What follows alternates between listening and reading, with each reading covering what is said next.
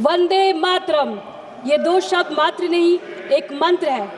जब बंकिम चंद्र चटर्जी ने इसे 1870 में रचा और जब 1896 में गुरुदेव रविन्द्रनाथ टैगोर ने इसे मंच से पहली बार गाया, तब ये कोई सरकारी आदेश नहीं था, ये उस समय के दबे हुए भारतीय आम जनता की पुकार थी।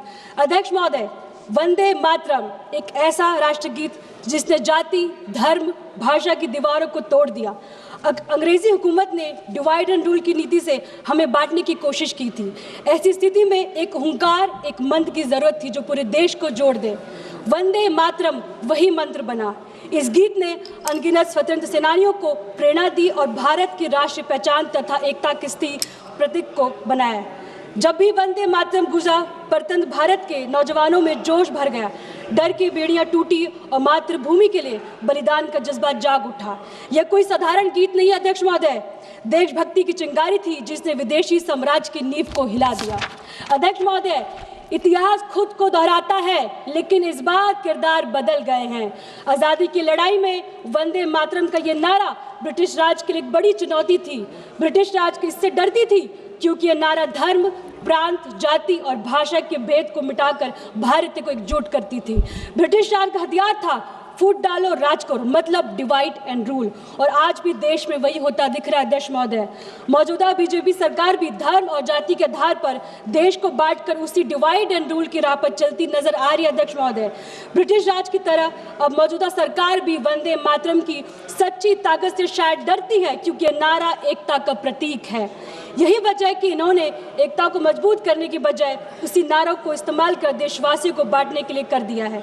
ये देशभक्त का सर्टिफिकेट बांटते हैं कि कौन देश को मानता है और कौन नहीं, लेकिन ये देश की जनता अच्छी तरह समझ चुकी है कि जो लोग देशभक्त को सर्टिफिकेट की कैद करते हैं वो असल में देश की एकता से खौफ खाते हैं। अध्यक्ष महोदय, मैं कहना चाहूंगी, तुम संसद में घूम रहे हो वंदे मातरम की शोर से, तुम संसद में घूम रहे हो वंदे मातरम की शोर से, और देश जल रहा है महंगाई के, बेरोजगारी के जोर से। ये कैसा प्रेम है उस माँ से, ये कैसा प्रेम है उस माँ से जो भूखे बच्चों को सुलाती है। तुम्हारी नीति तो बस अमीरों की तिजोरी को प्यार से सहलाती है। अध्यक्ष महोदय, मैं आपको ध्यान वाली बात कहती हूँ, संविधान निर्माताओं ने राष्ट्रगान और राष्ट्रगीत को जनता पर थोप जाने लायक नहीं समझा।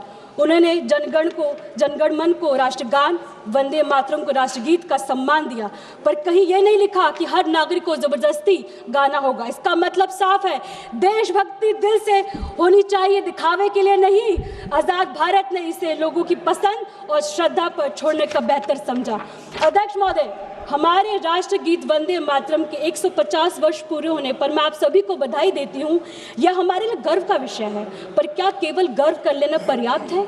जिस भारत माँ की हम बात करते हैं, उसकी संतानों की आज क्या स्थिति है? देश से किए वादों और स्वतंत्रता के मूल्य को हम कितना निभा पाए? अध्यक्ष महोदय, आज की बहस असल में वंदे मातरम को लेकर नहीं है। असल सवाल यह है कि देशभक्ति का मतलब क्या बताया जा रहा है। आज़ादी के समय देशभक्ति में सबको साथ लेकर चलना, एक दूसरे की समझ को रखने और आगे बढ़ने की सोच थी। देशभक्त का मतलब लोगों की सेवा करना। आज देशभक्ति का मतलब बना दिया गया है सिर्फ नारे लगाओ, सवाल मत पूछो। अध्यक्ष महोदय, संसद के शीतकाल सत्र की शुरुआत में ही सरकार ने जोर दिया कि पहले दिन वंदे मातरम पर चर्चा हो, इसलिए इन्होंने इस पर राजनीति गरमा दी, वह भी कुछ महीने पहले। क्यों? ताकि खुद को देशभक्ति का एकमात्र ठेकेदार साबित कर सके, जबकि विपक्ष चुनावी सुधार जैसे गंभीर मुद्दों पर चर्चा करना चाहती थी, यानी महंगाई, बेरोजगारी, प्रदूषण, चुनावी सुधार बाद में, पहले वंदे मातरम पर सियासत होना जरूर है इनके मुकाबले। ये स्पष्ट है कि मौजूद हंगामा सिर्फ ध्यान भटकाने और भावनाओं को भड़काने का साधन है। अध्यक्ष, मुझे 2 मिनट बोलने दीजिए। अब जरा हकीकत पर नजर डालिए। अध्यक्ष महोदय, जो नेता दिन रात वंदे मातरम और भारत माता की जय नारा लगवाते हैं, उनकी नीति ने देश के लिए क्या किया है? बेरोजगारी चरम पर है, युवाओं को भविष्य अंधकार में है, अर्थव्यवस्था संघर्ष कर रही है, लेकिन भाषणों में सब अमृतकाल बताया जा रहा है, समाज में जहर घोला जा रहा है, भाईचारों को जगह नफरत पर जोर राष्ट्रभक्ति है। आज इस सदन के माध्यम से मैं सरकार से कहना चाहती हूँ, देशभक्ति को बांटिए मत, इसे जीना शुरू कीजिए। वंदे मातरम कहने का अधिकार हर भारत को उतना ही है जितना आपको है। मैं एक छोटे से निवेदन के साथ समाप्त करना चाहती हूँ। हम सब वंदे मातरम की भावना को दिल से अपनाएं। इस बहस की किसी धर्म या दल की लड़ाई मानने से बजाय इस भारत की एकता के प्रतीक बने। मैं इस देश के हित में सरकार को आगाह करती हूँ, राष्ट्र प्रेम को दिखावे की राजनीति से ऊपर उठे। अध्यक्ष महोदय, आपने वंदे मातरम को अपना नारा बना दिया, हमने इसे माँ की पुकार समझा।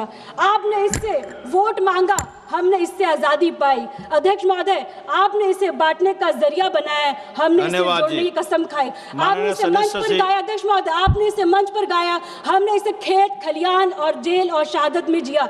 अध्यक्ष महोदय, जब आप बहस करते हैं वंदे मातरम पे, तो मैं दिल से बात कहती हूँ, आप नहीं समझे थे ना आप समझेंगे। वंदे मातरम, जय हिंद, जय भारत, जय समाजवाद।